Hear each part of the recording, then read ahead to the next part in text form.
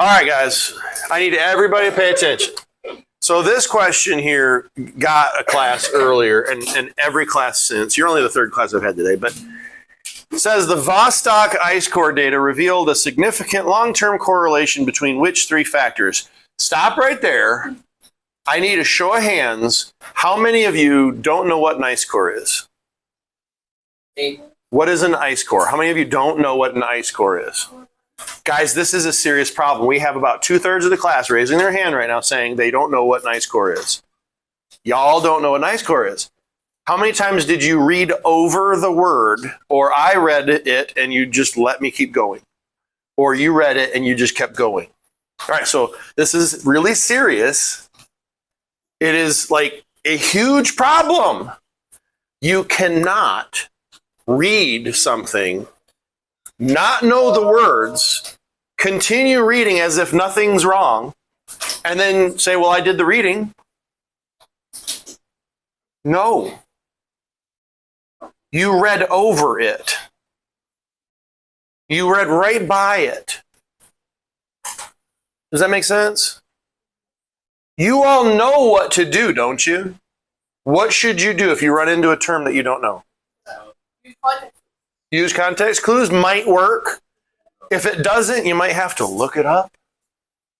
If you can't find it, or if you look it up and you're like, I'm not sure if this is the right context, is this the right definition? What would you do then? You could ask me. I would have no problem, guys. Go ahead in your notebook right now.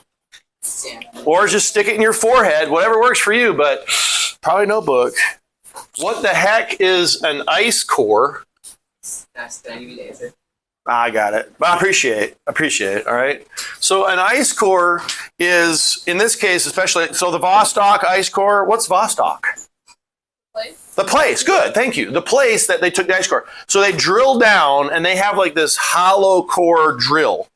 So when they pull it back out, they have a cylinder shape of ice. Yes. Isn't it like 2 miles? They can go pretty deep. I don't remember. I'd have to look it up. That's what said in the video. Like Did it? 2 mile long ice. Okay. So really deep, which the deeper they go, the further back in time they're going, because that snow was laid down a long time ago. Does that make sense? Yeah. So they pull this vertical column of ice out and they lay it down on a table or whatever in the lab. They store it in a freezer, right, to keep it frozen. But basically you end up with a long cylinder tube shape of ice. And kind of similar, Ms. Heichelbeck was saying earlier, it's like kind of similar to tree rings. Well, kind of, because you have these lines form through the ice core. And those lines are gonna represent, they are the seasons of ice that are laid down, and then over time they get compressed into these lines of data, really, because in each of those you've got trapped air bubbles that they can sample, scientists can sample, and find out how much CO2 is in there. The air at that time, however many thousands of years ago, the Vostok ice core data goes back like 400,000 years. So we can take samples of air from a long time ago. How much CO2, how much methane, how much nitrous oxide, how much stuff of different type was in the air, because we know that has an effect on climate. And then, of course, we can correlate that with other evidence of climate from that time too, okay, whether it's fossil evidence or what have you. So an ice core is literally just a column of ice pulled out of a glacier that reveals to us certain details about the past. Does that make sense? But if you didn't know that and you just kept on reading la la la la la, things don't click.